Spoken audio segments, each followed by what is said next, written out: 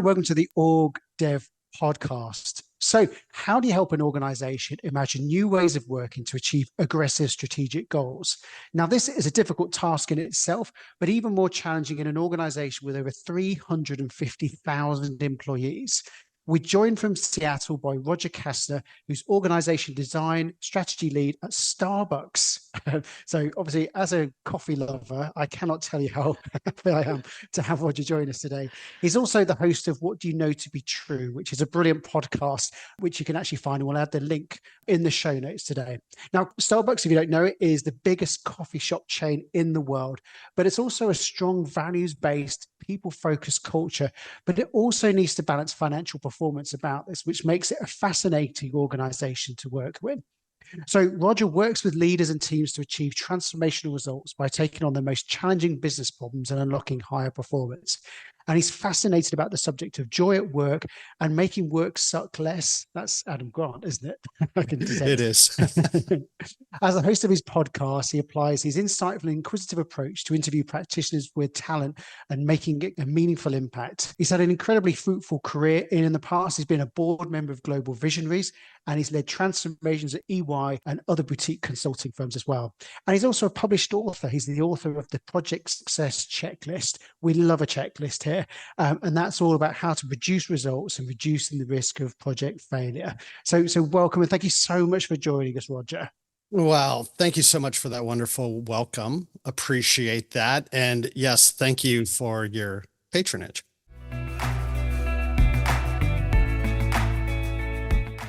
Well, it's lovely to have you join us, Roger. Thank you. Thank you. So just to kick us off, just tell us a bit about the work that you do. What does your role involve? I refer to myself as an org development practitioner, and usually people have no idea what that means. And so when I'm at parties on the golf course and people are like, what is that? I tell them, if you've seen the movie Office Space, I'm like one of the Bobs. But if you remember, the Bobs identified what the problem was with that organization. Again, if you're familiar with the movie, the org development piece I tend to think of as a combination of leadership development, team effectiveness, change management, op model org design.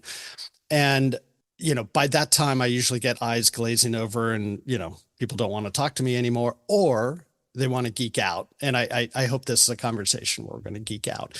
I tend to focus in the area of op model org design because I see it as the fulcrum in that continuum from vision and strategy to the daily work experience, lived experience of the workforce. And that strategy by itself looks great on posters and t-shirts, but unless it's embedded in the work and how people show up and work together, we're not going to see it. And then it seems kind of like a missed opportunity or leads us to disappointment.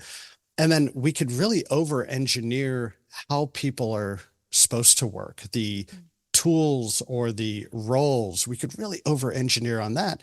But if people don't have the clarity of the vision, don't see how their work contributes to strategy, don't see their work actually having meaning, well, then that's just going to hurt performance. So there really needs to be something that ties those two pieces together, from strategy to work. And I think op model org design work actually does it. And I'm very intentional about saying op model org design, as you can tell, not because I'm trying to trademark or sell anything, but when we think org design, people tend to think boxes and lines, structure.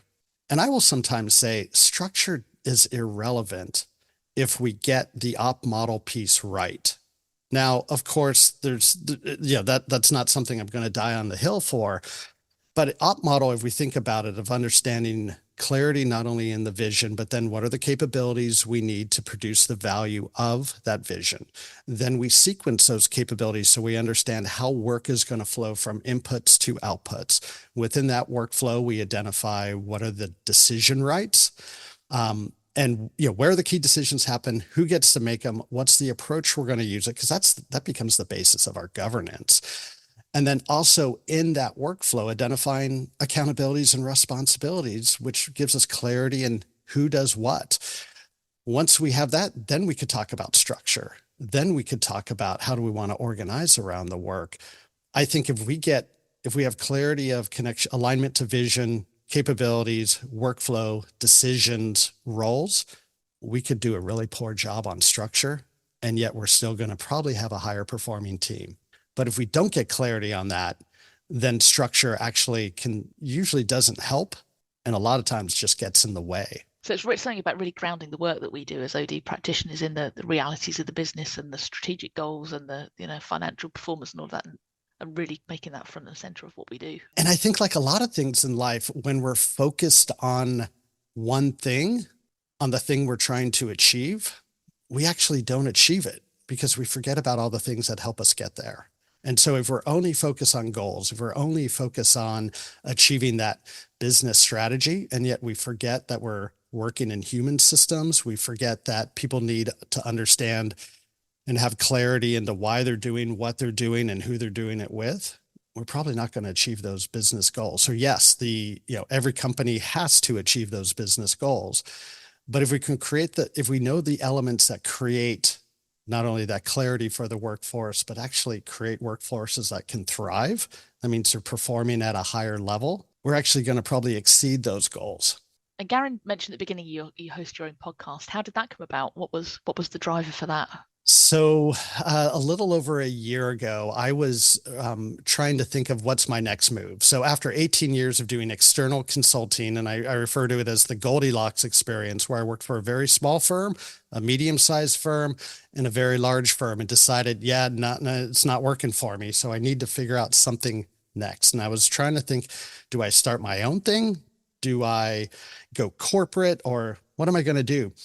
I started talking to other people who were very skilled at running their own business. There was something about the thing they did and really their strength, their superpower, that compelled them to leave a firm or leave a company and go do that thing full time. That not only they had trust in their capabilities, but that they were compelled to do that thing full time.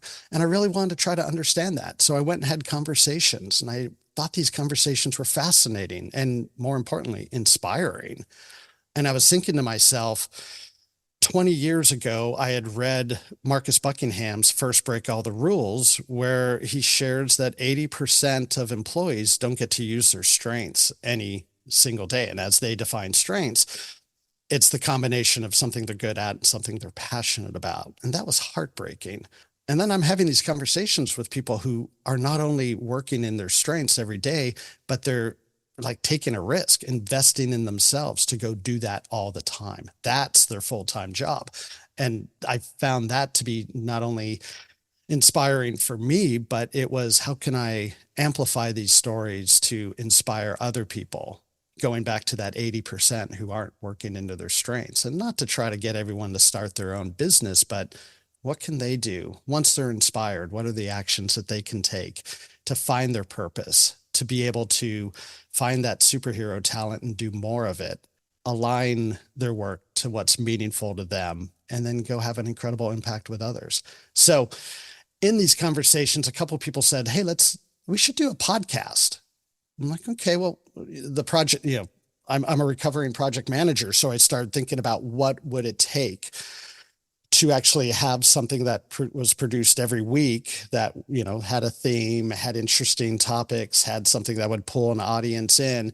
And again, this is another conversation I would have with people where their eyes glaze over as I'm telling these individuals who suggested the podcast, and they're like, no, I just want to hit record. I'm like, okay, cool. I would want to do something a little bit more. So I thought, okay, I need to create the structure for having something that would be compelling, that tells that story that amplifies the individual, hopefully inspires others, and serves as a resource for OD practitioners, coaches, mentors, and leaders who want to not only get inspired themselves, but are in roles where they get to inspire others to unlock those barriers that are preventing them from achieving their goals. One of the questions we always like to ask is how practitioners begin. So obviously you've started at Starbucks, and it's an enormous organization with a huge global footprint. When you begin, how do you clarify the scope of the role and what's in and what's out, and get that potential permission to operate? What was the process for that? Well, it's the same process I've taken throughout my career doing org design, model work. And that's understanding like what does the vision look like? What's our strategic narrative of what this team is trying to achieve and why it exists? And then once we are crystal clear on that message and it's compelling not only to the leaders but to other people in the team, then it's the process of identifying, okay, what needs to be true to achieve that vision? So what are the capabilities we need today? What are the capabilities we're going to need in the future? And do we have those capabilities and how well are we doing those things? So do a little maturity model on those capabilities and figure out what's our growth plan. If we have it today, but it's, not at the level we need it, what's the level we need it at and by when? And that becomes part of our roadmap. And then we start mapping out how do we sequence these capabilities from left to right? And what I mean by that is based on the inputs, and let's make sure we're clear on the inputs. Let's get really nerdy and understand what are the entry criteria for those inputs so we can set expectations with our customers or partners upstream. And then let's, as we like to say at Starbucks, let's run the marble and understand how does work flow from left to right? How does work and what are the capabilities that are engaged to produce that work? So we'll look at core processes for any team and start mapping that out. And we don't get very detailed. We're talking, level 2, maybe level 3 level processes. So we keep it really high level for a couple of reasons. One, it would take too long to do the process mapping on everything. And 2, we just want to create clarity. So the leadership team understands, okay, this is how work flows through the organization. How well do we do it today? And then what do we need to empower the teams to actually improve the conditions of those capabilities? So I'm already getting a little too much in the details on that one. But once we map out those workflows, then we identify where are those key decisions and look at how do we make those decisions today? Who makes them? What's the approach? In the Pacific Northwest, we are very consensus based in our decision making. And it makes a lot of sense to use that approach when the leader either lacks the expertise or the authority to override decisions. If buy-in is really important and everyone needs to follow, consensus might be a fine way of making that decision. But if a leader has the expertise and has the authority and buy-in isn't as important, well, that leader could probably make the decision themselves. So in the places where we know there's routine decisions, let's go ahead and just call out who has decision rights. What are the various decision rights? Who gets to make the decision? Who gets to provide the recommendation? Who gets to support the decision? Let's identify what's the approach we're going to use in the time frame of how those decisions get made, because then that becomes the basis of our governance. Now we understand, okay, here are the decisions. Are those decisions being made? Are we making them in a timely way? Are they being carried out and are they working? Once we have our decisions and we understand the processes, then we can start identifying who does what. And how do we group that work into what roles and what teams, which then we can, this sounds overly simplistic, but by looking at work volume times roles, we now can build out the front line of any org structure. Around the same time, we're also doing work from top down of understanding what's the best way to organize around this work. So we're looking at primary organizing characteristics. Are you guys playing bingo? I'm trying to hit all the buzzwords. This is good. We're looking at those primary organizing characteristics. See, should we be, a lot of organizations are a combination of function and process. Well, what makes sense for this team in managing the work? So we'll do that top down, bottoms up, and then we'll talk about spans. What's the right number of employees to managers? And, if we have to retrofit where maybe our spans got a little out of control and we have, 30 people reporting to a manager, is that going to hit our goals and our values around personal development, professional development? If we have 1 or 2 people reporting to a manager, is that people leader really a people leader, or are they just a player coach? And the idea might be they're getting experience being a manager, but are they really getting the experience, or are the training wheels still on that role? So we'll look at spans. We'll look at what are the right roles and what are the right expectations for those roles. And that informs our structure all the way along. We're taking notes about the things that we need to do in implementation to create the new org that we're going to need. So whether it's training, whether it's relationships, connections, whether it's new mindsets and behaviors and how we're going to identify those throughout, not only identify, but implement throughout the implementation. In all of this, we're taking these things back to the leadership team and say, hey, what are the behaviors that you need to see? What are the mindset shifts you need to see in this organization for us to live into this new vision?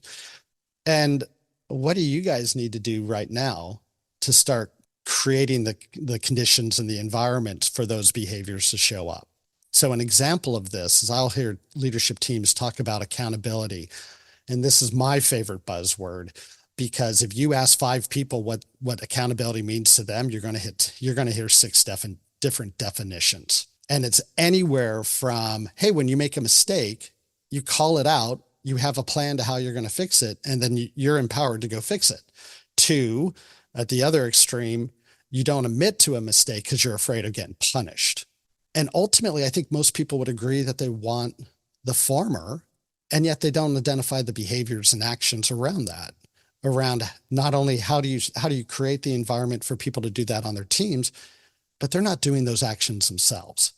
So it's, let's identify those mindsets and behaviors, and let's be really clear on the do's and don'ts. You know, outside of a lot of fast food restaurants, they have those signs: no shoes, no shirt, no service. And it's really clear on those expectations. And yet the first guy who walks in without shoes or a shirt is able to order food.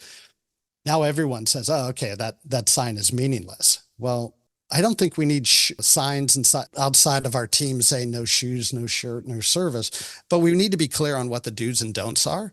And it needs to start at the top, and the top needs to follow those rules to make sure that it's to tell the rest of the organization these new mindset behaviors, actions are not only really happening, but the leadership team is so dedicated to them, they're going to start showing it as an example, right? Simon Sinek has that book about, leaders eat last. Well, that's probably the last thing leaders should do. Leaders should always act first in order to drive those behaviors and mindsets they want to see in the organizations. So Starbucks is described as like a people-focused, values-based organization. How did you go about because you've worked in lots of different contexts, how did you go about sizing up the Starbucks culture when you went in there to think, this is how they do it here. So this is the standard good practice playbook that you can implement here, but this is a little bit different. This is how we just try to navigate the landscape. Yeah. So, after 18 years of consulting, and even before that, when I was working in large technology companies, but as a project manager, I was going in and working with various teams every 3 months, 6 months. It was a different team, different set of stakeholders, different subcultures of organizations. And you can see what people value in their actions.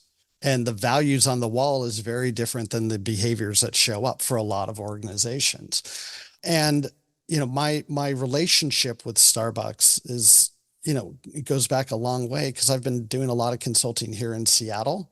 Might have been a couple engagements that I've done at Starbucks, might have had a few employees that have been there. So I knew a lot about the values going in. And I knew, as it compared to a lot of the other organizations that I've spent time with, I think the part of the asset, the value of this opportunity was that these values actually are lived out on a very frequent basis. And so that was one of the attractions of going in there. But I think anytime stepping into any organization, it's one of the first things I'll do on any project is to do those stakeholder interviews. And usually within the team, sometimes with the customers of teams, and it's to understand like what's working well, what would make you more proud to be a part of this organization, or what would, increase levels of satisfaction working with this team if they're external stakeholders, and really understand, okay, what's the lived experience and what are the values coming out of that? And then when we talk about decision criteria or design principles, the idea of identifying those principles in design is so when you get to make difficult decisions, those decisions are a little easier. And, if we come up with statements such as like, we believe in trust and accountability, that's meaningless. It's meaningless. How is that going to help you inform any decisions later on? It's like, okay, if you had to choose between trust and accountability, which one do you favor more than the others? And how is that different than you're behaving today? Now, I don't know where or how or when you would ever have to choose accountability or trust over one or the other. But I mean, one that I hear in a lot of organizations is around speed and availability. I'm like, cool. Like if you had to choose between one, which one would you choose? Like, no, no, no, we need both. Like, but what if you had to? And let's have that theoretical conversation early on. And if it's okay, 5 times or 6 times out of 10, we're choosing availability. Okay, cool. So now in 2 months, when we have a very difficult decision, we're going to know that when things weren't emotional, when things weren't tense, we said we're going to choose availability 6 times over 10. How does that inform today's decision? And so it's really that process of understanding what are our stated values, what's our lived experience, and then what do we want that to be moving forward for this team? Because every team has its own subculture that should be connected to and driven from the larger organization. But each organization needs to have that clarity around what are the values that we want to uphold and what are the things we're willing to let go of. And what was your journey into OD? It's a question we're eternally curious about. Did it find you? Did you find it? Like, what was the story? I started off in project management early in the career. And I think that's just because I've always been curious about systems. And I know that sounds cliche, but it comes from I moved around a lot as a kid, and I needed to understand how systems work so I can not only fit in, but also be able to, try to rapidly show value. And, as humans, we all want to be recognized for what we bring, for what we offer, for what we can achieve. So I think that was something that was developed early on. When I started my professional career, I went into being a project manager because I seemed to be the one person that was interested in organizing work. And I I already had a base understanding of systems, so I could work with people who had deep technical skills and coordinate their work. And then after a couple of years, I started noticing the areas of bad friction, whether it's within the team context, organization context, the supplier and customer relationship. Started thinking about, okay, what are the things that we're doing on a frequent basis that's making the job more difficult? I worked for a technology company that had an annual software release that leaders of the product organization would say, hey, we're going to put 100 features in this next release, and we only need 3% of them to be hits with our customers. So that meant 90% of the stuff we were building was useless. And it's like, how much more work would it take up front to identify what those 3 things could be? And could we actually reduce, like, what if it was 30 features that we developed and we developed them really well? And what if in developing really well, more people got value out of them? So then you had like maybe 5 or 10 of those features were actually the value drivers. But just this idea of this surplus of disappointment, the people who were working really hard and really got really a sense of value and meaning out of the work that they were doing, to have it be non-value added. What a waste that is. And what a miserable experience that is. And I found myself, I'm actually leading teams down this path. And so it was this idea of what's the role of leadership, of organizations, of ways of working that's creating waste? And what are the easy things we can do to try to eliminate those things in design? What are the things we could actively do when we're executing on work to eliminate or smooth out some of that bad friction? And so I started thinking of that as in a project management, program management perspective, and started thinking about, okay, what could we do around leadership? What could we do around identifying clearer ways of working? And then I realized I had this other epiphany around project management where the focus was on scope, schedule, budget. It was all about scope, schedule, budget. And that was really important to everyone else until we launched something. And then after launching something, no one cared about scope, schedule, budget. It was all about adoption. It was, did we get the value out of it? Did we achieve the R out of ROI? And no one cared about the I. And I'm like, wait a minute, I just spent 12 months busting my butt and busting a lot of chops, try to hit that I, and now no one cares. And I realized this. I was working on a couple agile projects where I got to see end users involved in stating the problem in a doing the design work and helping with the build and helping with the tests and helping with the implementation, and to the point where end users are asking for this product or service before it's even ready to be released. And I started thinking, wow, there's something working really well in this process. How do we get end users involved in identifying problems, designing solutions, and then owning those solutions? And that felt a lot like change management. So I started doing change management work and then realized, oh, there's a way we could actually take these same learnings from the space of building products or services to how we organize around work, how we help leaders be more effective at making strategic decisions, communicating those decisions, supporting their teams. How can we make team leaders more efficient at ensuring their people are well taken care of and able to produce and have everything they need, and individuals to be able to produce the work that's meaningful to them, that's meaningful for the company, and that they're developing and growing. And so to some extent, when I look back over the last 30 years, I think I'm in OD now because of the sins I committed early on in my career.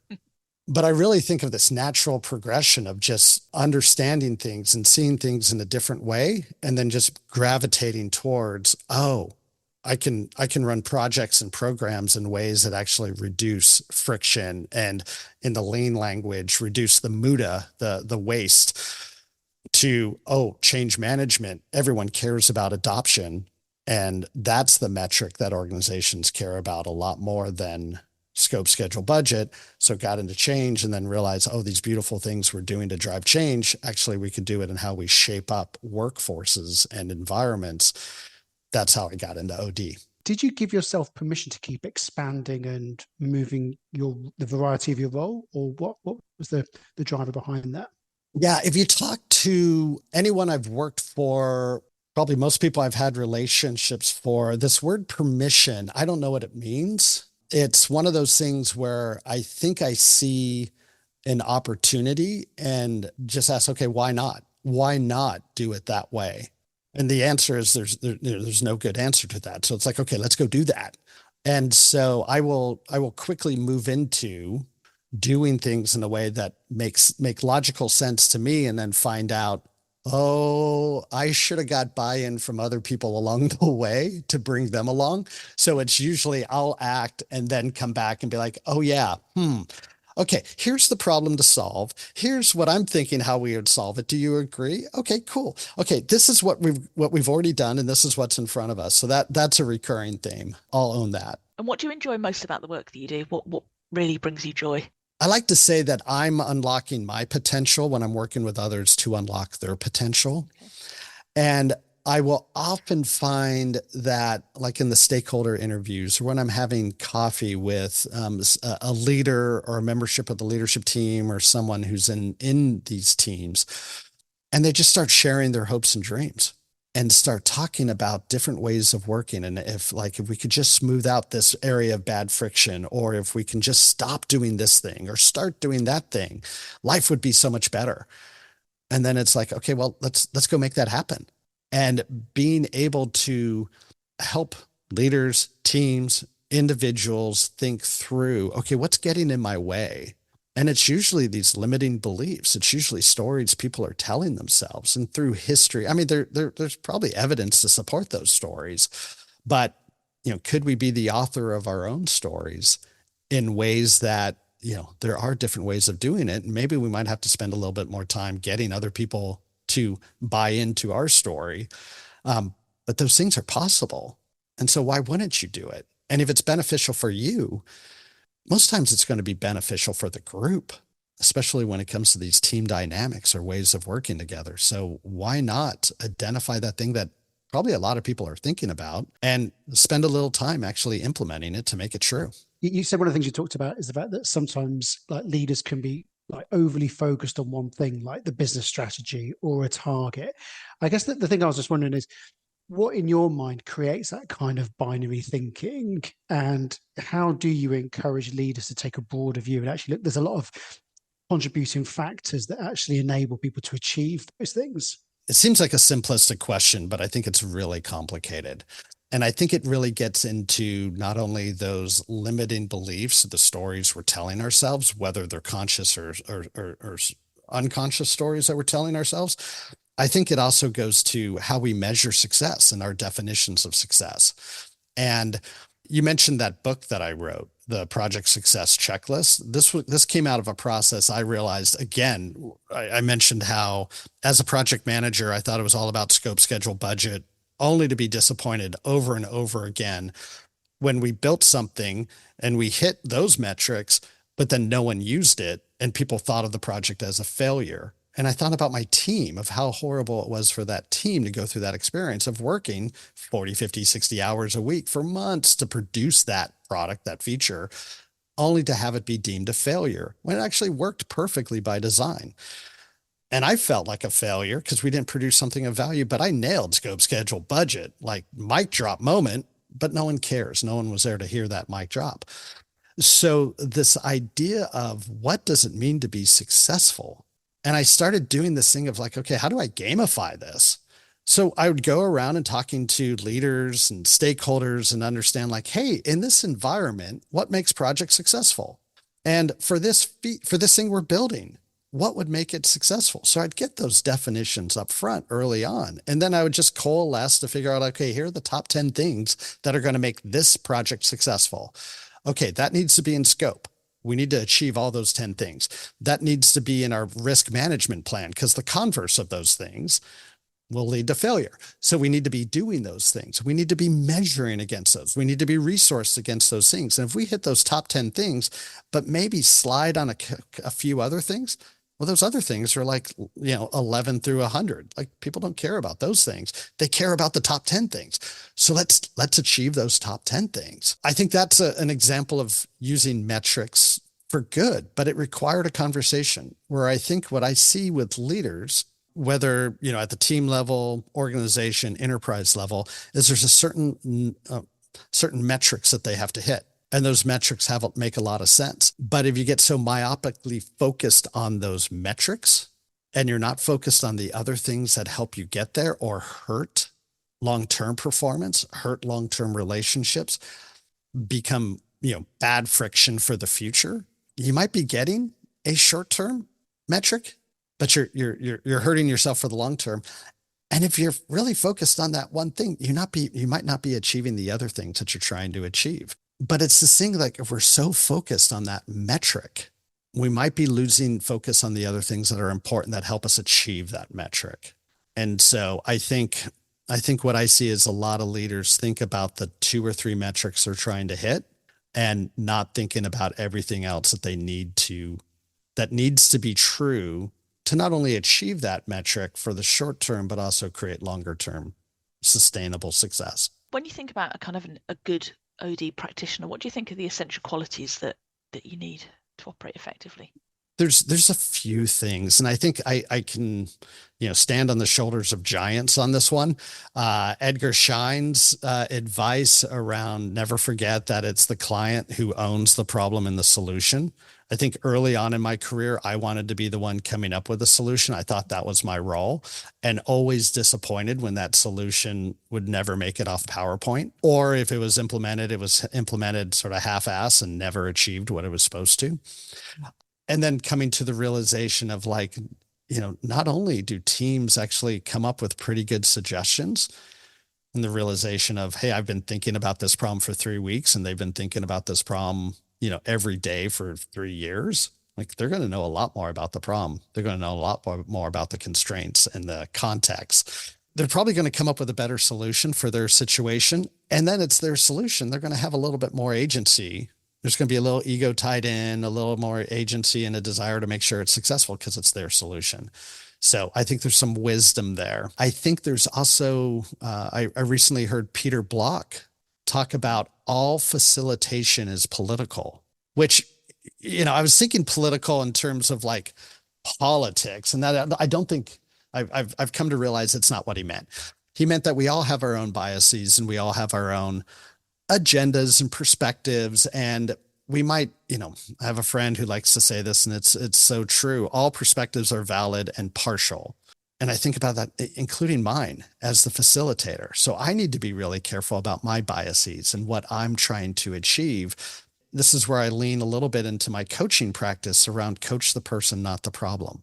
Allow the team that we're working with to be focused on the problem and creating the solution for the problem. I'm just there to help facilitate them through the process. I'm there to ask them questions. I'm there to keep them on track with what we're trying to do, but be open to explore the things that they need to explore. I think there's also something really important about managing the container, using more coaching language, managing the container in which we're doing this facilitation with teams. And another friend likes to say, no one has a monopoly on the truth. And there's something so disarming about that within teams of like, you might really hold on to your truth really tightly, but realizing that everyone else has truths that they believe, and that all of, tying back to the other part about all of them could be partial. Like, how do we find a shared truth? And how do we come up with a future vision or a future thing we're trying to achieve that we all buy in? And if we can create a container that allows people to be vulnerable, to show up fully and participate, to have fun, then we're gonna create a container in which these things are possible. Now, if we come in with tools and we come in with diagnostic, like, you guys rank 3 out of 100 on trust or accountability, those diagnostics are valuable to start conversations. But if we don't create the containers to have those conversations in a very healthy way, those conversations are going to be very different. Are there any sort of tools or methods that you really enjoy using that you just find they're like the Roger Kastner go-to kind of tool? I would think the thing that I'm enjoying using the most, that is the most illuminating with teams right now, is a process that I learned from a trusted advisor friend that I used to work with. And it's a process that she would refer to as semantic differential.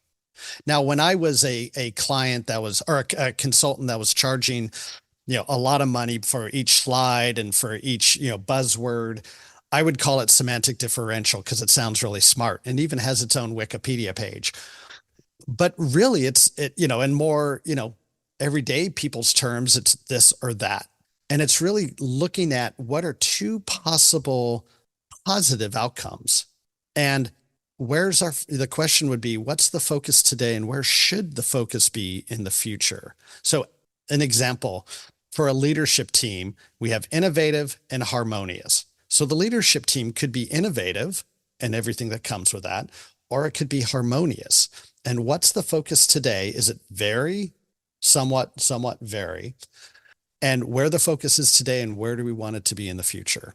Now, if the team is very harmonious today, and it wants to be very innovative in the future, it's like, okay, cool.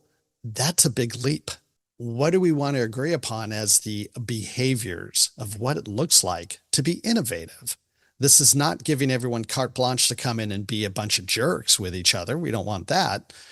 But what does it look like? How are we creating space for us becoming innovative? So we identify those 2 really values and then have a conversation about what that means. Now, in some of these pairings, there's usually 8 to 10. If today's focus and future focus are on the same thing, cool. We don't need to talk about that. But the thing where there's that big spread between future and where we're at today, that's a great place to have a conversation, and let's drive it into behaviors and actions. And then let's check ourselves in 3 months. Are we showing up in that way? Are we showing up in ways that are innovative without being a bunch of jerks, as the example? What do you find most challenging about the work that you do? Yeah, I think it leads to disappointments for myself, in that when I'm in that space of helping teams imagine what's possible, we paint very rosy pictures. We get really excited about what's possible. And then as we're working through the details and constraints come in and realities come in and where we are today versus what's possible, and there's people coming in and out of the team over time, this original vision gets watered down a little bit. And so then maybe we achieve 70% of that original vision or 80%, which is really good based on where they were when we started off. But I'm sitting there going, yeah, 100% would have been cool. Like I get really excited about that potential. And then I have to realize again, the growth that they've made just in the conversations and then over time, what they're able to achieve. That's really good. And I think that's the work that I do that stands the test of time. Our org structures, our operating models, those are like sandcastles that will be disappeared with the ebb of the tides. And just as new leaders will come in, new strategy will come up, orgs will shift and move in various ways to the point where that old structure, that old operating model is no longer relevant. I can live with that. But if we've helped leaders actually understand what it takes to not only achieve business results, but also create workplaces that thrive and create leadership teams that can thrive together, if they take that away, I feel like I've earned my paycheck for that day. One question you kind of touched on a little bit, but we just want to explore a bit more detail. So how do you measure success in your role? Like, how do you account for the work that you've been doing? It comes up in what leaders say to me during and after the engagement. So once we've implemented the project and the leader comes up and says, "Thank you for the work. I know it wasn't easy. We were pretty hard to work with." They all say those things. And then they'll say something like, "You really pushed my thinking. You made me think different. You did make me a little uncomfortable. You made my, go to places that were uncomfortable. You poked and prodded and you helped me come up with a better solution. Thank you." When I hear that, I know I've done my job. There are times I know I do that and I don't hear it from a leader or from a team. And that's a little disappointing, but I know that their op model is different because, I push them. That feels good. The thank you, the recognition also feels really good too. And what would you say are the biggest lessons you've learned if you look back at your career? Yeah, I'm going to go back to that, the Edgar Schein of letting clients own the problem and the solution being the biggest lessons and the biggest change in my work. And when I first discovered it, it was like, whoo, I need to work a lot less. And then what I learned to be true is like, oh no, I need to shift efforts from, rather than coming up with solutions, to creating the environment in which teams can have those conversations in really fruitful, healthy ways that are actually setting up the team to operate differently in the future, that they will own the problem and they will own the solution.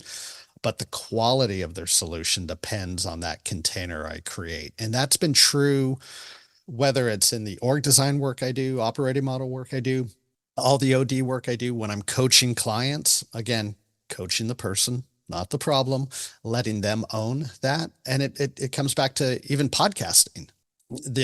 As you guys know, there's a structure to it, but it's the guest that is really going to breathe life into it. You're just creating the container for them to amplify their message and to maybe even find meaning in the conversation. Obviously, the podcast is a big part of your personal development. How do you invest in your own learning and development? A couple different things. So, one, I'm in a book club where we read fascinating books, and the types of books that we pick are very random, and we get introduced into a wide range of subjects.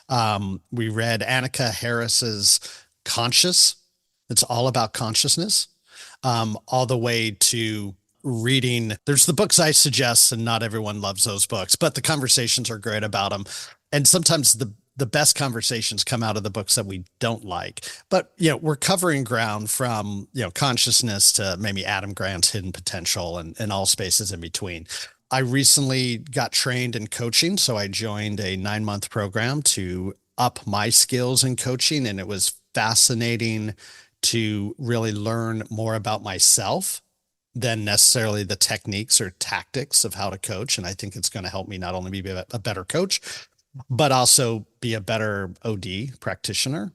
As we talked about, creating the container and allowing clients to own their problems and their solutions. And then right now it's the podcast that is given me the opportunity to talk to a wide range of people to understand what what is it about the thing that they do and why do they do it? That becomes so fascinating. And yeah, there's little like tips and tricks. And I will state at the beginning of the podcast, we're not trying to like learn a new talent, but we are learning a lot of things from these clients about how they, or the guests about how they do what they do. So there's definitely some value there, but the goal is to get inspired about what is it that they have found to be true along their path of living into their potential. And so this whole first year of that podcast, I've been learning about purpose. What is purpose? How is it formed?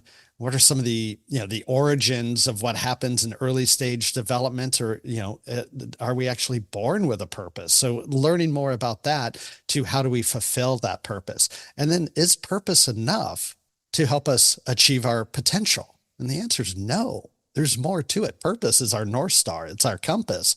But what are the other things that we need that actually help us like achieve what our potential is? What I need to be able to understand is like, how do you define potential? Like how would you come up with a number or a diagnostic of what is your potential in this skill or this capability or this mindset? I don't know if I want to take that on. I'm just right now trying to learn what's the foundation and what are the elements of potential. And that's fascinating to me. If you can crack that, patent it. So we're going to give you one quick bonus question, because obviously you talked about books, and a lot of the people that watch this are inspired by the books that they read.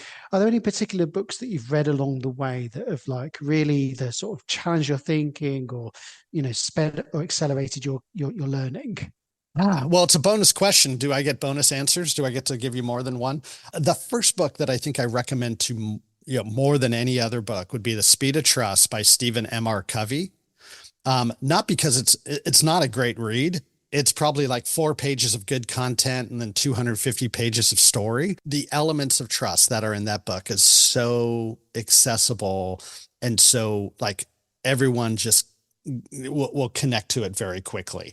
Like the elements of trust: integrity, intent, capabilities, results. People who have a lot of integrity, intent, but they don't have capabilities and results. You're not letting them watch your dog over the weekend.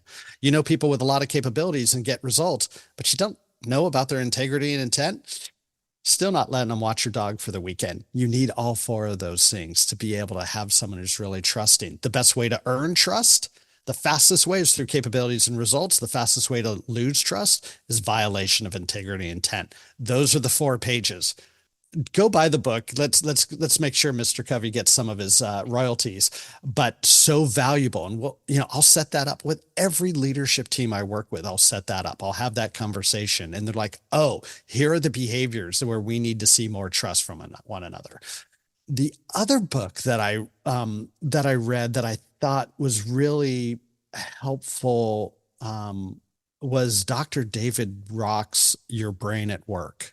And in that book, he goes into the threat and reward response that we have whenever we come across a new stimulus, and the whole SCARF model. And if you're familiar with SCARF, it's status, certainty, autonomy, relatedness, and fairness. And the neuroscience tells, at least tells David Rock, and he makes it and puts it in plain language so I understand it, is that people will either have threat responses or reward responses in those 5 areas.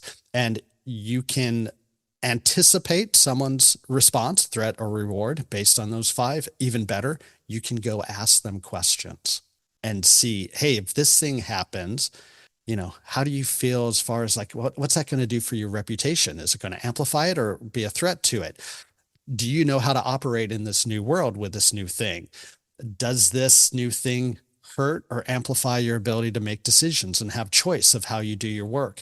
Does this thing take away your ability to work with your team or to be the go-to person? And lastly, fair. Does it seem fair that this is happening? You could have these conversations, and it changes, not only it improves the ability to understand what people are going to need through change, but it also creates connection between a manager who asks those questions of their people, and that relationship only gets stronger through having that conversation. And that's one of the big principles that I come across, or that I want to do in the work that I do.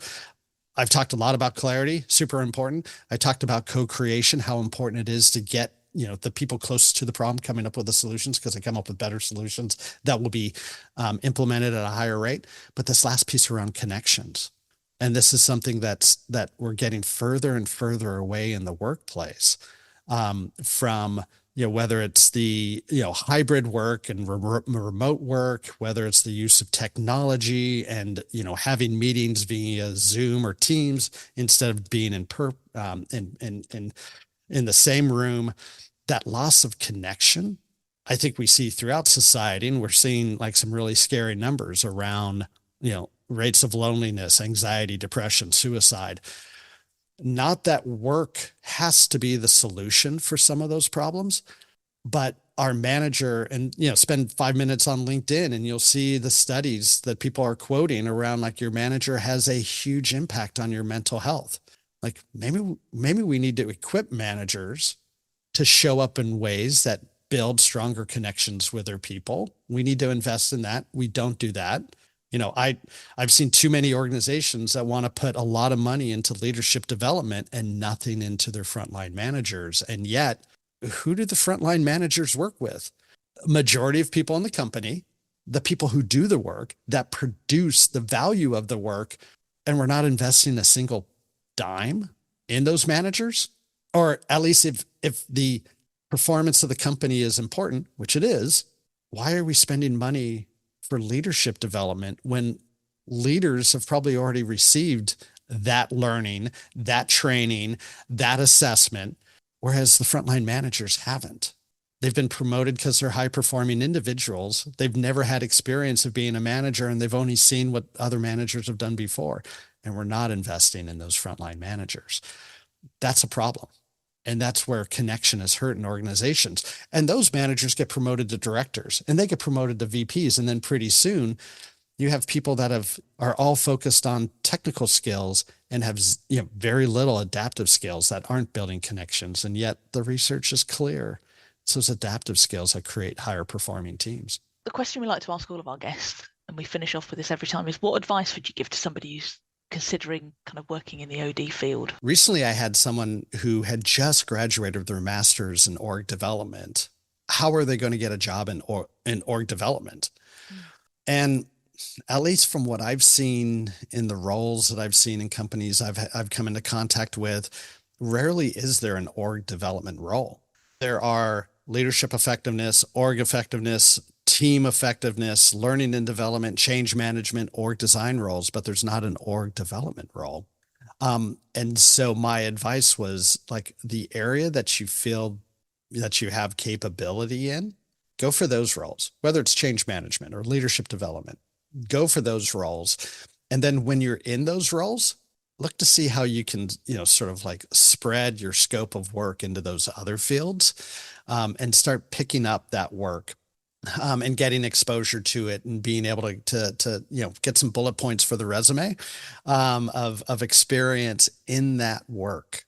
But I think it's more likely that you're going to get a role in one of those pillars rather than in the umbrella. I don't think umbrellas have pillars, but you know what I mean. Usually my metaphor game's a little bit better. Yeah. But, that's what I've seen. And that was my experience. And that's the experience I've seen of other people, that, change management is the gateway drug into OD. It just expands from there rather than getting an OD role where you have all that work. And I think I mentioned this at the top around org design and op model work. The beautiful thing about it is you're going to see all the dysfunctions within an organization. You're going to see all the places where they thrive and all the places where they get in their way.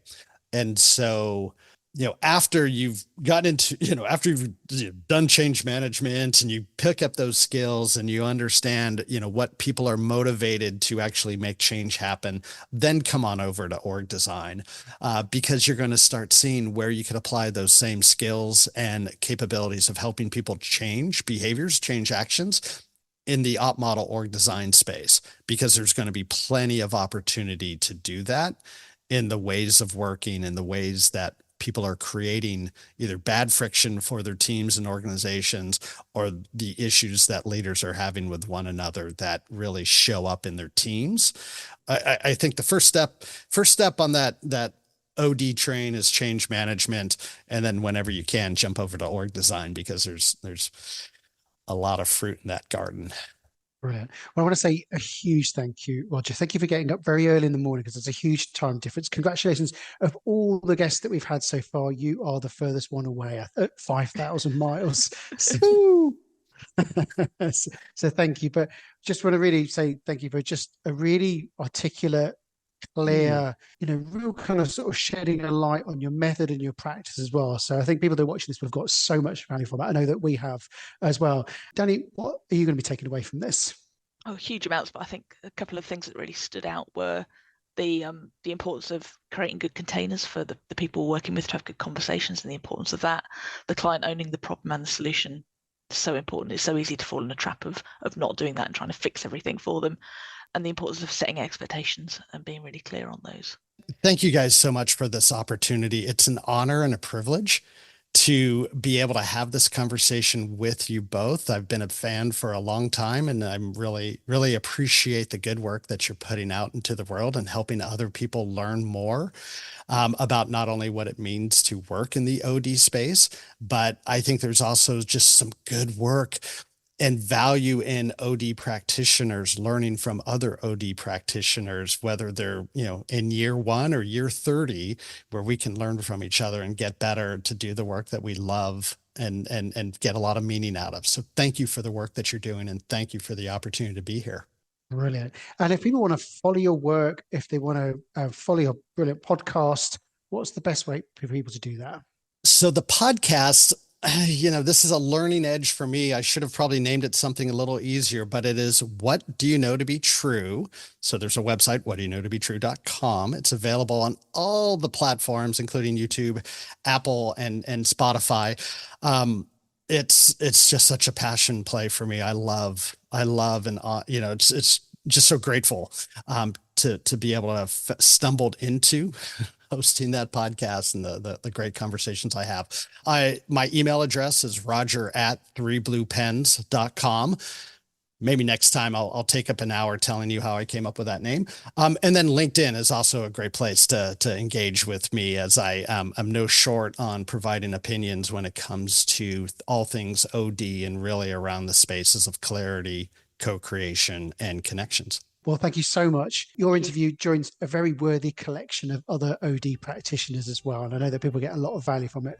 If you want to follow, we are literally launching a new episode every single week. So Roger's will be out very, very soon. If you subscribe to the channel, then just be notified. And again, like Roger's, it's available on YouTube and all the other platforms as well. So thank you so much for watching. And thank you again, Roger, for joining us all the way from Seattle.